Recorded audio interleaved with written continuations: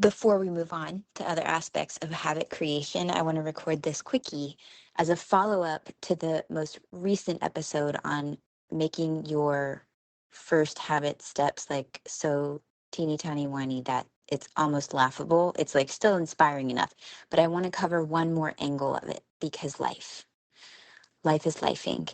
And that is if you can plan and let that bare minimum, your minimum viable, what's a P word we could use? Progress, to be something that even when you're exhausted, even when kids are home, even when it's spring break, summer break, and you're out of routine or you're traveling or something like that, what's the version that you can still do even when things are completely arrhythmic? And how can you see that as an anchor for you? Like even when things feel spinny, circus, a bit out of control, how can you actually lean into this new habit creation in its bare mini form as an anchor for you? For example, I know I already talked about my red light mask in another one of these messages, but we went to Disney as a family, like my giant whole extended family in February. And if you've ever been to Disney World, I mean, you do all kinds of things. You walk more, you walk in all kinds of weather. Like you'll put in 20,000 steps in the day when normally at home it might be lucky to get 2,000 steps in the day. It's just things operate differently there. And with kids of different ages, trying to make sure everybody's, getting a little something that they enjoy and not missing out and wanting to go play with cousins and things, it can be really physically exhausting. And then I'm like wanting to protect immunity and people, like I'm wanting my kids to get rest, but also wanting them to have fun. And anyway, one thing that I did for myself was I packed my red light masks in my backpack in my carry-on because the lithium ion batteries. And at night I would still do my red light mask and put my feet up, especially because we were walking so much every day. It was like that was one thing that I could do because it's just passive. It's literally just laying there and then I could scroll my phone or listen to a podcast or whatever. But just laying there with my red light mask and putting my feet up, I was like, yes, this I can do. Because it really, once I started building the habit, I started to actually look forward to it and craving it as something that feels mentally, even though I don't fully understand the physiological benefits, mentally, I'm like, this is me putting a stake in the ground. Like, even when it hits the fan, even when I'm still going to do this one thing for myself. And so that's just another angle when you're deciding what is that first version. Like, don't plan for your most ambitious, most optimistic, most energized week 2 if you have a cycle, like week 2 version of you. Like, it's cool to have that. Again, that's the benefit of the spectrum here of the good, better, best style. That's your bullseye. Like, when you have that much energy, amazing. Go for it. Go ride the wave while it's here. But also have an option for the days when you're like, I'm going to be phoning it in today.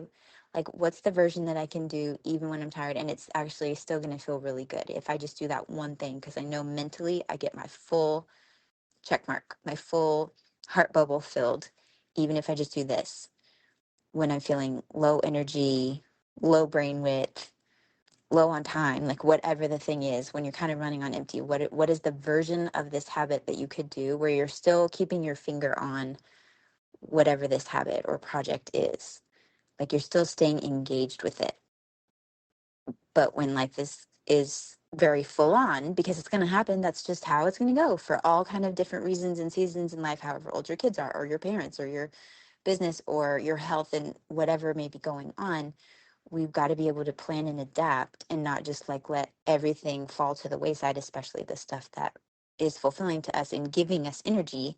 That's when it's most important that we just like hold on to the hope of having a version of a habit that helps us feel like, yep, I took care of myself today, or I moved forward a little tiny baby step on this today.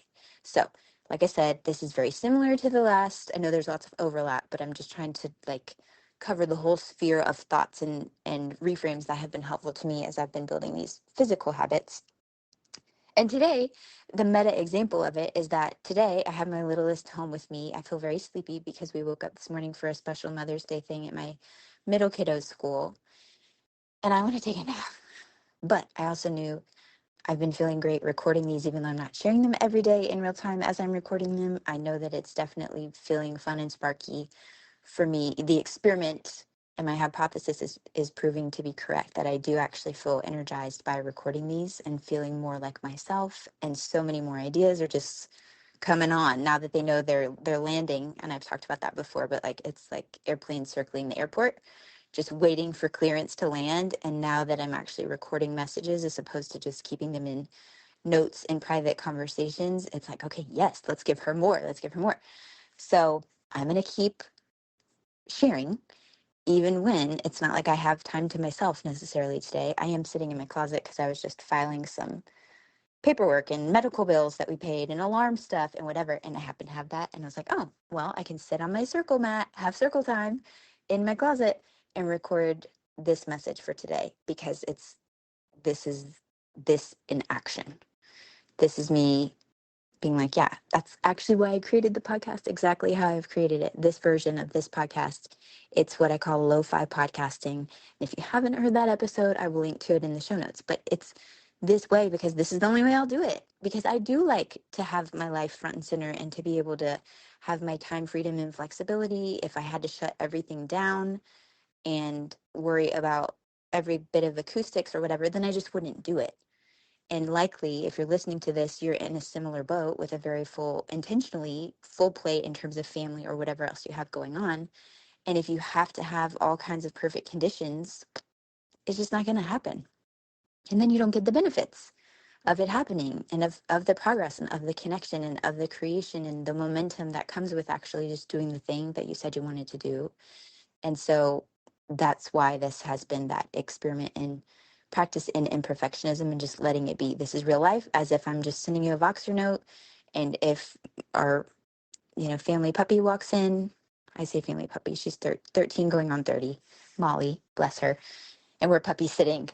But if she were to walk in, or if Noe were to walk in, then that's fine, because this is doable, this is workable, this is still fulfilling in the form that it is. I have decided my own standard. And if it doesn't work for someone and they're like, wow, how unprofessional to be interrupted by whatever it is, then that's not my person, and that's okay. So I'm hoping that that gives you a light bulb or an insight where you're like, oh yeah, okay, it actually doesn't have to be that big of a deal. And what are the ways that I can actually just make it easier for me and release completely unnecessary conditions and resistance or standards or expectations. It's like, this is on her terms, baby. You get to decide what is the bare minimum and have enough compassion for yourself on the days when you're lower on time, energy, or whatever resource, brainwidth, capacity for whatever reason. What's the version of the thing that you can still do even on those days? And it's okay, and we'll talk about this another time, but like, what are the absolute permission slips where you're like, yeah, I'm not even. And I pre-approve, here's my stamp of approval on that permission slip. If I'm like, have a stomach bug or something like that, even then though, I'm like, I still think that'd be even more important for me to double down. We recently went through a stressful storm here in my hometown, and I'm like, okay, batten down the hatches. I'm not letting any of my habits go right now, because they make me feel stronger and they help me weather the storm literally and figuratively more. But it's okay if they're, a shorter version or fewer steps or whatever, but it's just the practice, like I said, is so powerful. The practice of it in any form is powerful. And so the whole mission of this message is just to say, have some ideas in your back pocket for the rainy days where you're like, and this is again why I start stacking stuff in the morning before all my good excuses. I got some real good excuses, but before they can creep in, I'm trying to like sneak everything in before the buzzer of lunch in the morning, like front load the day. Because otherwise, yeah, it is harder as the day drags on, except for the stuff that helps you unwind when it's, meant for bedtime. Okay, I'm rambling now. I just wanted to add that nuance and flavor to the idea of the bare mini and what's doable. Have compassion for yourself on the hard days or moments, and what's the version that you could still do even if you're low on energy or it's a really full schedule kind of day. Let me know how it goes. I'll meet you back here soon. Okay, technically that was the end of the episode, but since you're still here, one, I'd love to thank you for spending part of your day with me, and two, I'd love to ask you if you would take 30 seconds, maybe 60, to leave a rating and review in your podcast app before you tap out today. If you've already done that, it's amazing. Please send me a screenshot so I can thank you personally, and know that sharing this episode with a friend has the same magical powers, and I deeply appreciate both.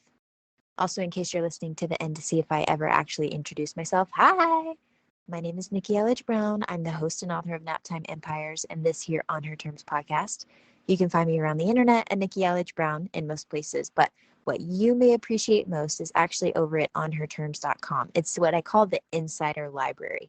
It's where you can get inside scoop, first listen rights, email updates every time there's a new episode, and then special insider only bonus content. It's all over in our private feed. Okay, that's a wrap for real. I'll meet you in the next episode.